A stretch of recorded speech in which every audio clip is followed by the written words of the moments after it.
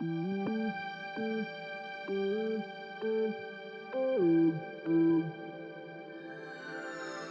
to the nextTalk podcast. We are passionate about keeping kids safe in an overexposed world. It's Mandy and Kim, and we're navigating tech, culture, and faith with our kids.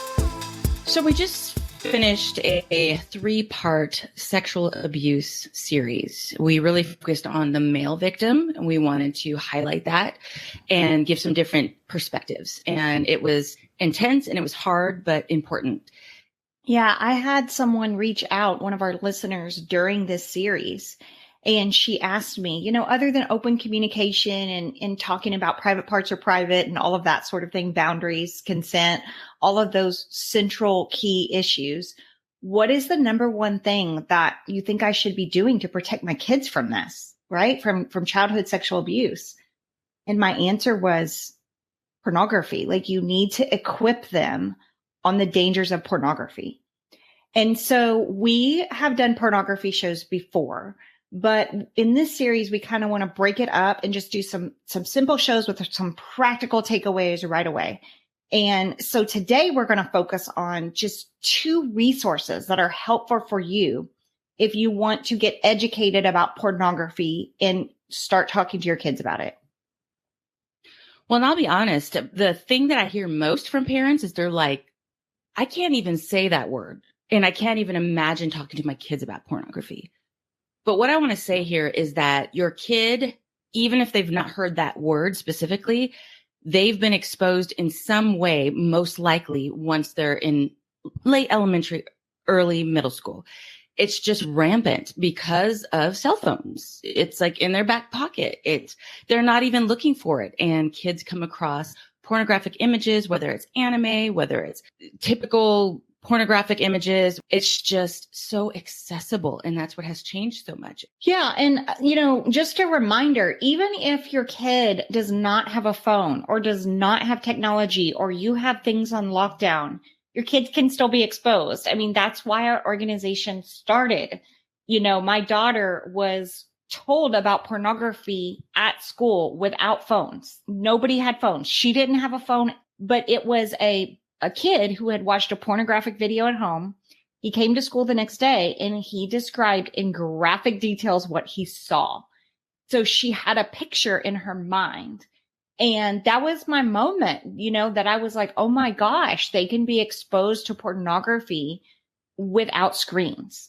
So don't fall into the trap of thinking, my kid doesn't have a phone, I don't need to talk to them about this yet. Like, we live in a very highly sexualized culture. If all the phones went away today, we would still need to talk about pornography because of the website access and the kind of pornography that is out there today and so readily available. So I loved what you said, Kim. You were like, even if you don't want to say the word. So when your kids are little, I want to talk about this resource first. When your kids are early elementary school or even preschool, right? How do you bring this up without overexposing them? And we have a great resource for you that Kim and I have both used in our own homes. So when I first started on this journey and I had no idea how to talk about pornography, I found this book on Amazon and I ordered it. And it was one of our very first conversations. I feel like it helped me talk to my kids about pornography for the very first time. And so the book is called Good Pictures, Bad Pictures. It is by Kristen Jensen. I love this book because when I was thinking about these topics and we had started nextTalk, I had the youngest kids in our organization and I was very hesitant. Like, how am I going to talk about these things? And this book bridged that gap for me in a way that I could talk about the dangers of pictures that are not good with my little ones. Like, I literally had a baby, a toddler, and then a 6-year-old, little kids. And so the idea of talking about anything sexual just was overwhelming. And these books are so great. And I say these books because she started with Good Pictures, Bad Pictures. And I believe that's age 6 and up. And then she got such good feedback, but people were saying as, time went by, hey, our kids are getting exposed at an earlier age. So she wrote Good Pictures, Bad Pictures, Junior. And I use that with my little ones, just a tool for them to know if I see something, here's what I can do. When there's a dangerous situation, they need a plan. And the dangerous situation in our culture today is pornography. It's very dangerous for their future relationships, for their heart and mind. Well, and I would also say when I first started reading this book, I didn't know Kristen. I mean, I just ordered this off Amazon. Now we know her a little bit. We're partner organizations. Her organization is called Defend Young Minds. They're putting out some great information out there. And we've gotten to know her well. She's been a guest on the show, and we don't get any money for recommending her book to you. It's just a resource that has helped our own kids when they were younger talk about pornography in a way that opened up so much dialogue. So we want to make sure that you have that resource, because I honestly believe that if you can equip your kids from this, you reduce their risk of abuse. I really do. Out of all the stories I've seen and worked at nextTalk, anytime I've worked a child-on-child sexual abuse case, it always involves pornography. So the more we can educate our kids about this, the safer they're going to be. So that's the resource for younger kids. Okay, now let's talk about older kids, Kim. Yeah. So maybe you have middle school, maybe early high school, and you're thinking, okay, well, I see that this is a problem. I don't really know how to approach it. Where can I find out what's happening, current information in that world that I can present to my kids? And we have such a great resource for you. There's this organization called Fight the New Drug. We've met them. We've talked with them. They are on the cutting edge of reaching middle school and high school kids with fact-based information that is so intriguing and so powerful. I really think it's a great resource for any parent. For sure. And I want to encourage you, if you have an older kid, this kind of looks different. Yes, you're getting educated by following Fight the New Drug. I think the starter conversation too with your older kids, like if your kid has a phone and they're middle school or high school, say the word. Like, please don't say, have you ever seen any bad pictures? Like, that's just for the elementary younger terminology. Okay. You need to rip the Band-Aid off and be like, hey, tell me all the tea. And also parents of older kids, like, I know this is going to sting a little, but if you've given them a phone and you've never talked with them about pornography, I think you need to maybe start out with an apology that maybe goes something like, hey, when I gave you that phone, I didn't realize how readily available this was. And now I'm getting educated on it. I found this organization, Fight the New Drug. I'm learning from them. I'm learning from nextTalk. And I realized we actually should have talked about pornography before I gave you your phone. So I am really sorry. Parents, the reason I say that is because if your kids have been watching it, it takes the shame away. We don't want to shame kids. They are growing up in a culture where it is so sexualized and porn is normalized. They do not know if we have not equipped them. I know we are thinking, oh my gosh, of course they know if they're watching two people naked have sex. But these are kids that grow up walking in locker rooms with everybody changing in front of each other and people taking pictures. So like their boundaries are so blurred with naked people on screens.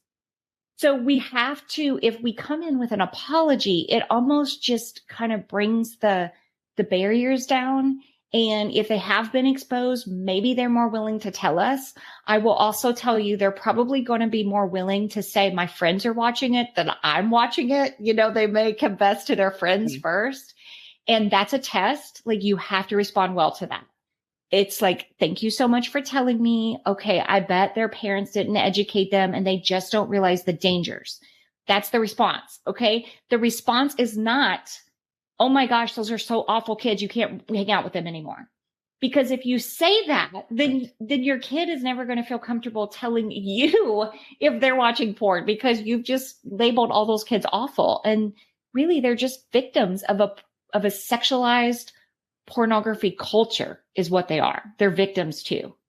As much as pornography has changed, so has parenting. And I think that's really hard. It's really hard to put ourselves in that position of, thank you for telling me that you just watched porn. I mean, it's hard to get to that place. But parents, our goal is that our kids come to us for help, direction, guidance, support as someone who can be their iron sharpens iron person.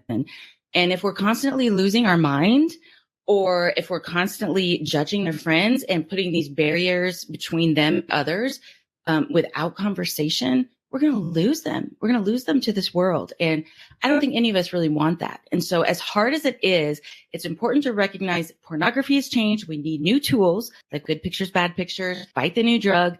And we have to recognize that parenting must change as well, so that we can equip our kids, encourage our kids, and be their safe place. So yeah, and a couple disclaimers as we wrap up. Like, first of all, I want to say some of you guys, like, we recommend a lot of Christian resources. Obviously, we always say it's your family, your choice here at Next Talk, how you're going to parent. But Kim and I are both Christians. So a lot of times that comes off in the advice that we give, right? I do want to preface this with good pictures, bad pictures, and defend young minds and fight the new drug. They are not Christian based. Okay.